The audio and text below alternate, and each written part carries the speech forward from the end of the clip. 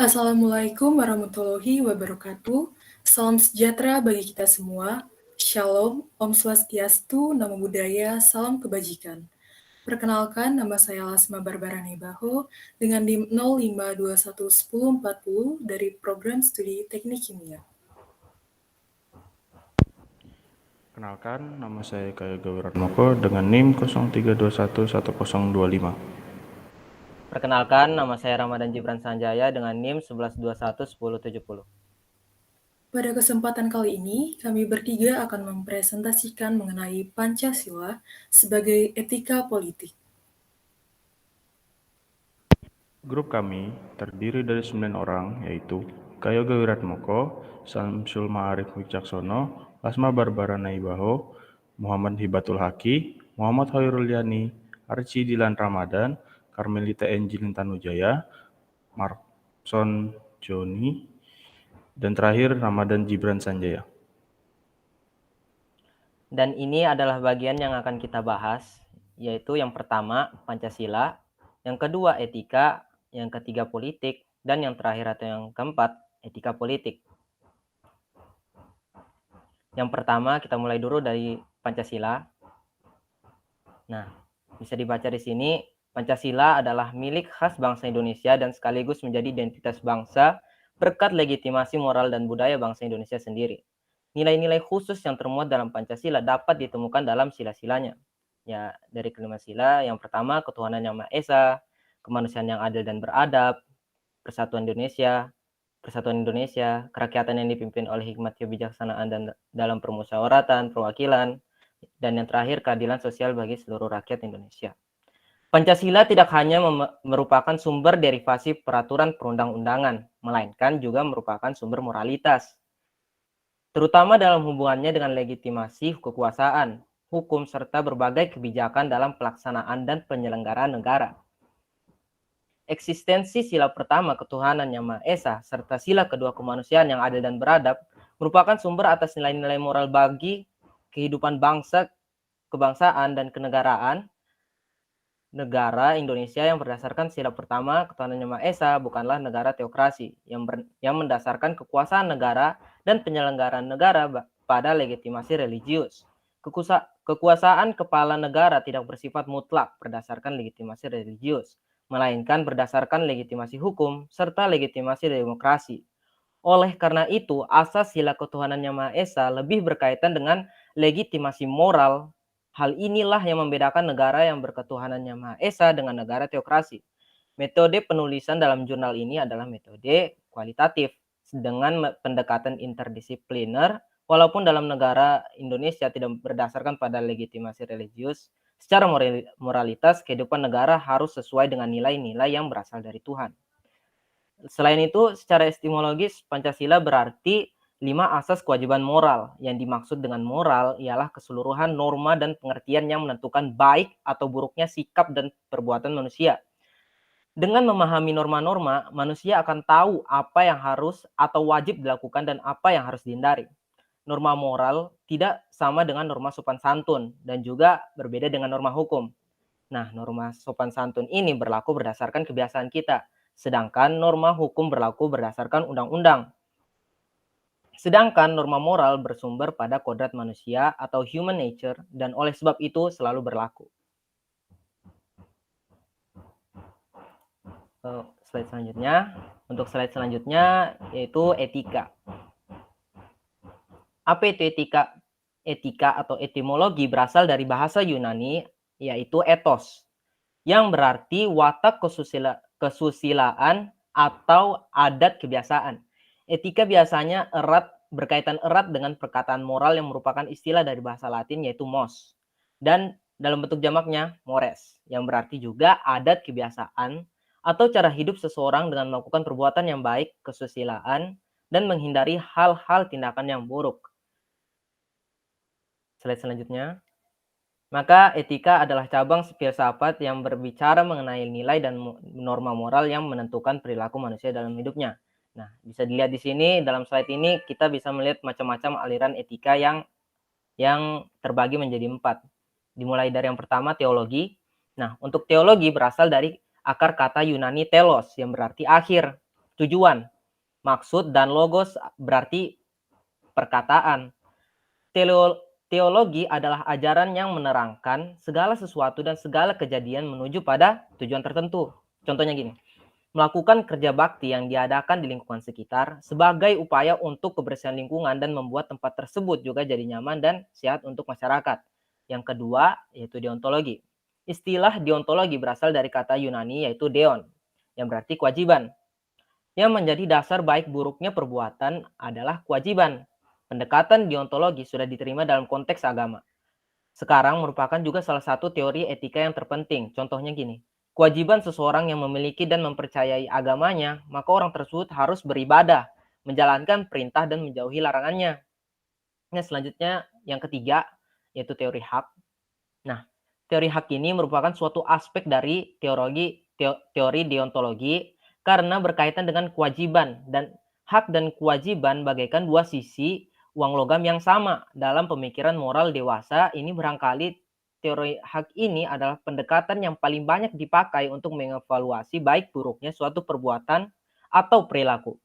Contohnya asisten rumah tangga yang mempunyai hak untuk mendapatkan gaji bulanannya setelah ia melakukan kewajibannya mengurus rumah dan sebagainya. Nah, itu contohnya. Dan yang terakhir, yang keempat, yaitu aliran etika keutamaan. Nah, keutamaan itu definisinya di sini adalah disposisi watak yang telah diperoleh seseorang dan memungkinkan dia untuk bertingkah laku baik secara moral, memandang sikap atau akhlak seseorang, tidak ditanyakan apakah suatu perbuatan tertentu adil atau jujur, atau murah hati dan sebagainya. Contoh keutamaan bagi kebijaksanaan, seorang pemimpin yang memiliki sifat bijaksana dalam segala urusan, dan untuk keadilan, mampu bersifat adil dalam menentukan pilihan, untuk suka bekerja keras, mau terus berjuang dalam bekerja sehingga pada akhirnya dapat menikmati hasil jerih yang baik, dan untuk hidup yang baik, contohnya itu tidak pernah melakukan hal-hal yang dapat merugikan sekitarnya, dapat menikmati hidup dengan tenang, nyaman, dan tentram. Seperti yang telah kita ketahui, etika adalah ilmu yang membahas tentang bagaimana mengapa kita mengikuti suatu ajaran tertentu, atau bagaimana kita bersikap dan bertanggung jawab dengan berbagai ajaran moral. Keempat kelompok etika itu adalah etika umum, etika khusus, etika individual, etika sosial.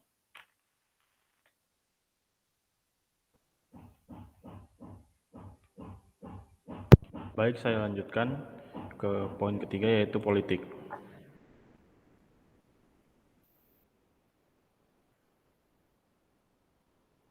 Apa sih politik itu? Politik itu berasal dari bahasa Yunani yaitu polis, yang berarti kota yang berstatus negara atau kota. Yang kemudian muncul kata-kata politis yang artinya warga negara dan kata politikus yang artinya kewarganegaraan. Politik adalah proses pembentukan dan pembagian kekuasaan dalam masyarakat yang antara lain berwujud proses pembuatan keputusan khususnya dalam negara. Pengertian ini upaya penggabungan antara berbagai definisi yang berbeda mengenai hakikat politik yang dikenal dalam ilmu politik. Menurut KBBI, politik adalah pengetahuan mengenai ketatanegaraan atau kenegaraan. Pengertian politik juga dikenal sebagai urusan dan tindakan mengenai pemerintahan negara atau terhadap negara lain. Politik merupakan cara orang yang hidup berkelompok membuat keputusan. Politik adalah tentang membuat kesepakatan antar manusia sehingga mereka dapat hidup bersama-sama dalam sekelompok seperti ras, suku, kota, atau negara.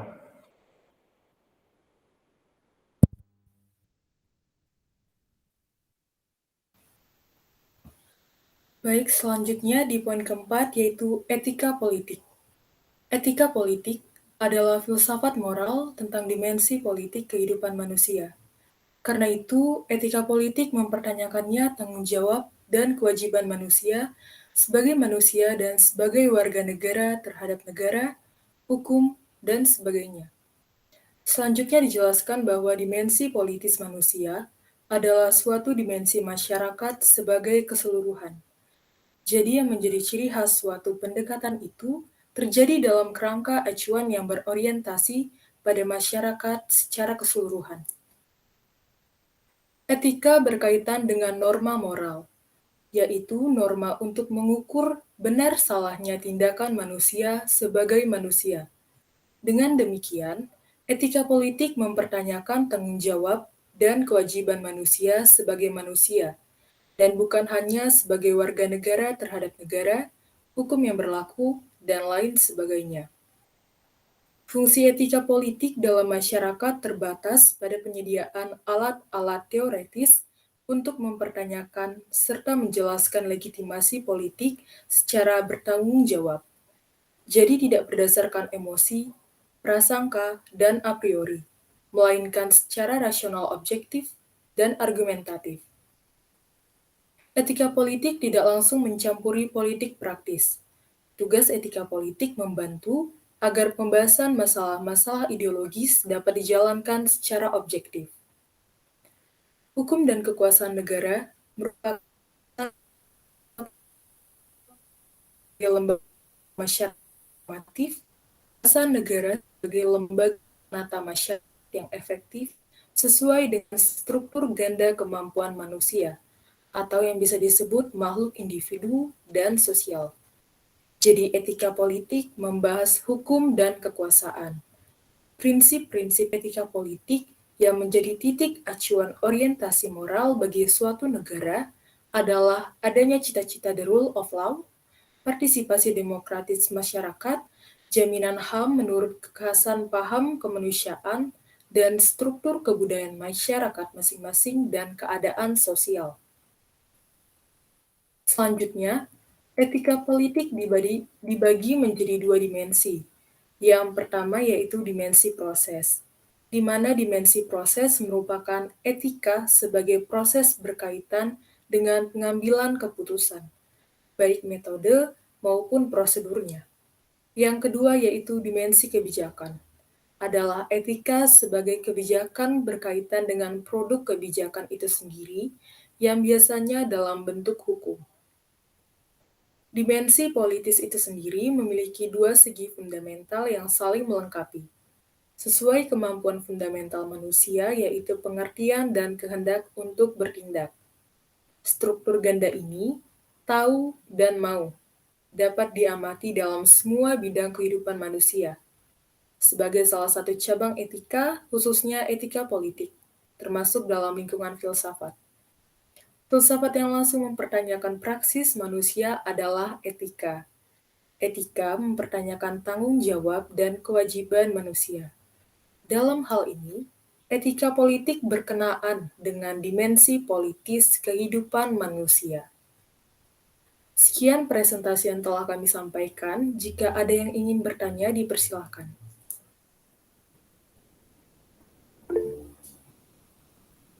Baik. Pertanyaan pertama, dipersilakan. Permisi, izin bertanya. Nama saya Ahmad Rusdianto dengan NIM 105. Saya dari kelompok 5 dari Pancasila E. Ingin bertanya tentang politik. Saya masih kurang dapat maksudnya gimana, itu bisa dijelaskan lagi kah? Mungkin itu saja, terima kasih. Oke, saya bantu jawab ya. Secara singkatnya, politik itu berasal dari bahasa Yunani yaitu polis, yang artinya kota atau negara, yang kemudian muncul kata-kata politis, yang artinya warga negara, dan politikus, yang artinya kewarganegaraan. Politik itu seni tentang kenegaraan yang dijabarkan dalam praktek di lapangan, sehingga dapat dijelaskan bagaimana hubungan antar manusia yang tinggal di suatu tempat, yang meskipun perbedaan pendapat dan kepentingannya tetap mengakui adanya kepentingan bersama untuk mencapai cita-cita dan tujuan nasionalnya. Baik, untuk Saudara Rusdi, apakah jawaban yang diberikan cukup jelas? Cukup jelas. Terima kasih sudah menjawab. Sama-sama. Baiklah, untuk pertanyaan selanjutnya dipersilakan. Perkenalkan, nama saya Richard Onhoan, tim 11-2-11-075. Saya dari kelompok Pancasila 1. Tadi kan dijelaskan tentang Pancasila dan lainnya. Saya ingin bertanya, apa sih konteks Pancasila sebagai etika politik bangsa Indonesia? Terima kasih. Baik, saya akan menjawab untuk pertanyaan kedua dari Saudara Richard. Sebagai suatu nilai, Pancasila memberikan dasar-dasar yang bersifat fundamental dan universal bagi manusia baik dalam hidup bermasyarakat, berbangsa, dan bernegara. Nilai-nilai tersebut yang kemudian dijadikan dasar dalam beretika di bidang politik. Sekian jawaban dari saya. Apakah jawaban diberikan cukup jelas? Sudah jelas, terima kasih atas jawabannya. Untuk pertanyaan selanjutnya dipersilakan. Baiklah, Kevin Joseph. Izin bertanya, saya Kevin Joshua di Malau dengan NIM 03211045 dari Pancasila kelompok 2. Tadi kan sudah dijelasin tentang pengertian etikanya. Saya ingin bertanya, apakah ada salah satu contoh tokoh yang membahas mengenai etika itu? Sekian, terima kasih. Baik, saya akan menjawab pertanyaan dari Saudara Kevin. Untuk contoh tokohnya, yang menurut saya itu yang saya tahu salah satu tokohnya ialah Emil Brunner. Ia mengungkapkan bahwa pengetahuan mengenai tingkah laku manusia adalah sasaran etika atau ethics is the science of behavior. Lalu James Martineau juga menegaskan hakikat etika sebagai doctrine of human character. Selain itu, ada juga John Neal yang menyatakan bahwa etika adalah ajaran yang baik dan yang buruk dalam pikiran, perkataan, dan perbuatan manusia serta masyarakat. Nah, jadi itu jawabannya. Semoga bisa menjawab pertanyaan dari Saudara Kevin. Ya, terima kasih. Baik, untuk pertanyaan selanjutnya dipersilakan.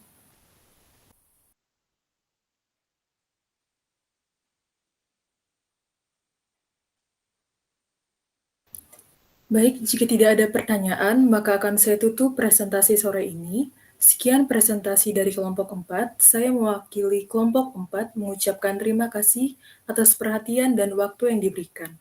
Kurang lebihnya mohon dimaafkan. Sekian dan terima kasih. Selamat sore.